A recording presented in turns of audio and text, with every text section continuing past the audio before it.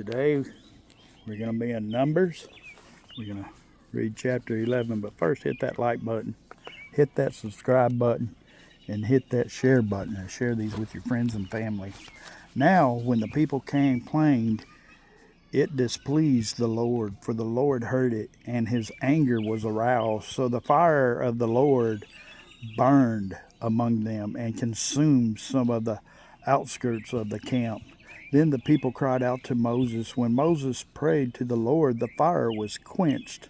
So he called the name of the place Taberah, because the fire of the Lord had burned among them.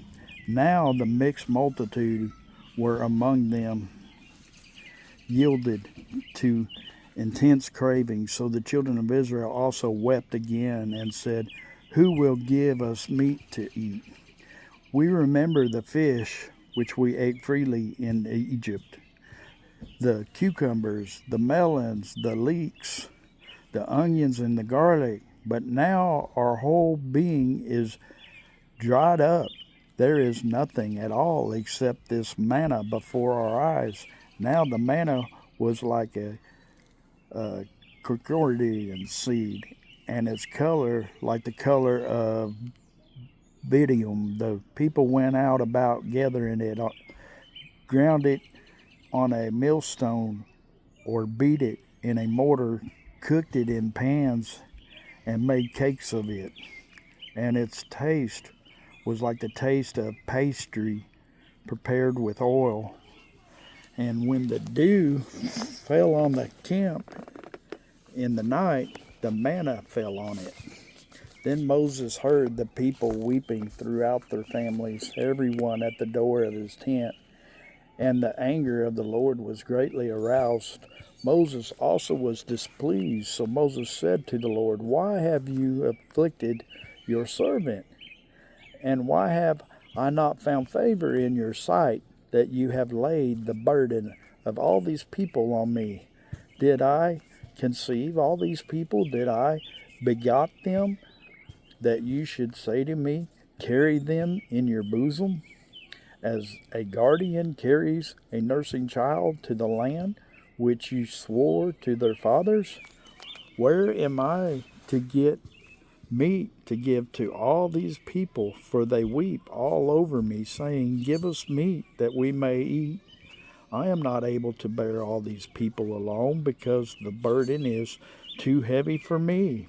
If you treat me like this, please kill me here now. If I have found favor in your sight, and do not let me see my wretchedness." So the Lord said to Moses, "Gather to me 70 men of the elders of Israel, whom you know to be elders of the people and officers over them. Bring them to the tabernacle of meeting, that they may stand there with you. Then I will come down and talk with you there. I will take of the Spirit that is upon you, and will put the same upon them, and they shall bear the burden of the people with you, that you may not bear it yourself alone.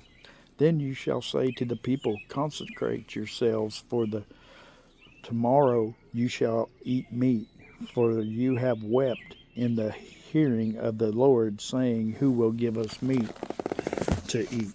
For it was well with us in Egypt. Therefore the Lord will give you meat, and you shall eat. You shall eat not 1 day, nor 2 days, nor 5 days, nor 10 days, nor 20 days, but for a whole month, until it comes out of your nostrils and becomes loathsome to you, because you have despised the Lord who is among you, and have wept before him, saying, Why did we ever come out of Egypt?" And Moses said to the people, "Who am I among all 600,000 men on foot? Yet you have said, I will give them meat, that they may eat for a whole month. Shall flocks and herds be slaughtered for them, to provide enough for them? Or shall all the fish of the sea be gathered together for them, to provide enough for them?" And the Lord said to Moses, "Has the Lord's arm been shortened? Now you see, shall see whether what I say will happen to you or not. So Moses went out and told the people the words of the Lord. And he gathered 70 men of the elders of the people and placed them around the tabernacle. Then the Lord came down in the cloud and spoke to him, and took of the Spirit that was upon him, and placed the same upon every 70 elders. And it happened, when the Spirit rested on them, that they prophesied, although they never did so again. But 2 men had remained in the camp. The name of one was Eldad, and the name of the other was Medad. And the Spirit rested upon them. Now they were among those listed, but who had not gone out of the tabernacle, yet they prophesied in the camp.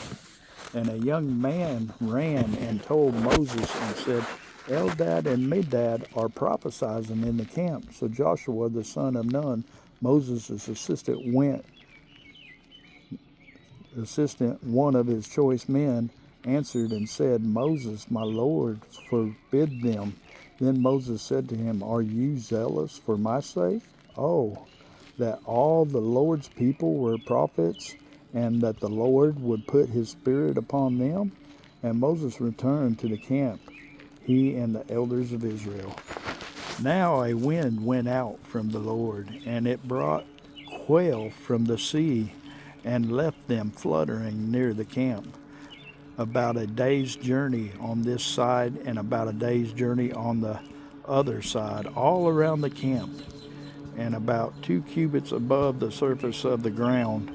And the people stayed up all that day, all night, and all the next day, and gathered the quail. He who gathered least gathered 10 homers, and they spread them out for themselves all around the camp. But while the meat was still between their teeth, before it was chewed, the wrath of the Lord was aroused against the people, and the Lord struck the people with every great plague.